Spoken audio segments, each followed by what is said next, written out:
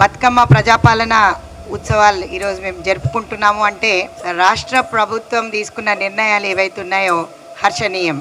ఈరోజు బీఆర్ఎస్ వాళ్ళు ఒక పాట రిలీజ్ చేశారు బతుకమ్మ పైన. మొట్టమొదటిగా నేను వాళ్ళకి థ్యాంక్స్ చెప్తాను. ఎందుకంటే మా స్కీమ్స్ ఎన్ని ఉన్నాయి అనేది పాపం ప్రజలందరికీ తెలీదు. కానీ ప్రజాపాలనలో 6 గ్యారెంటీలు ఏ విధంగా అమలు చేస్తున్నాం, ఎన్ని ఉన్నాయక్క, ఏమొస్తాయక్క అని మమ్మల్ని అడిగేది. సో అవి మాకు కష్టం లేకుండానే ఒకటి క్లారిటీ ఇచ్చేశారు, మా స్కీమ్స్ ఉన్నాయని.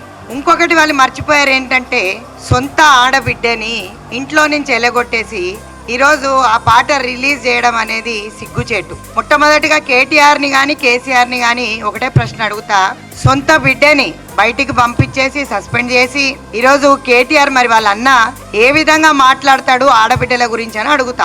ఆడబిడ్డల గురించి మర్యాద గురించి మాట్లాడే కన్నా ముందు సొంత ఆడబిడ్డను మంచిగా చూసుకోవాలి అని తెలివి తక్కువ వాళ్ళు వీళ్ళు కల్వకుంట్ల ఫ్యామిలీ అని చెప్పకనే చెప్తున్నారు. సొంత ఆడబిడ్డ బయటకు వచ్చి ఈరోజు హరీష్ రావు ఇన్ని కోట్లు మింగేశాడు, హ్యాపీరావు ఎవరు సంతోష్ రావు ఇన్ని కోట్లు మింగాడు, మా అన్న శుద్ధపూస మా నాయన శుద్ధపూస అని చెప్పే కన్నా ఎంత కమిషన్లు, ఎన్ని లక్షల వేల కోట్ల కమిషన్లు దోసుక తిన్నారని మాత్రం చెప్పట్లేదు. మా 6 గ్యారెంటీలు సక్రమంగా మేము అమలు చేస్తున్నాం. మీరు చూస్తున్నట్టయితే ఏ విధంగా అమలు చేస్తున్నామంటే 10 ఏళ్లలో వాళ్ళు చేయలేని పని మేము చేశాం. బస్ ఫ్రీలో మా చెల్లెళ్ళు తిరుగుతున్నారు ఈరోజు. కానీ ఆ రోజు మరి 10 ఏళ్ళు మీరు ఎందుకు చేయలేదని అడుగుతున్నా.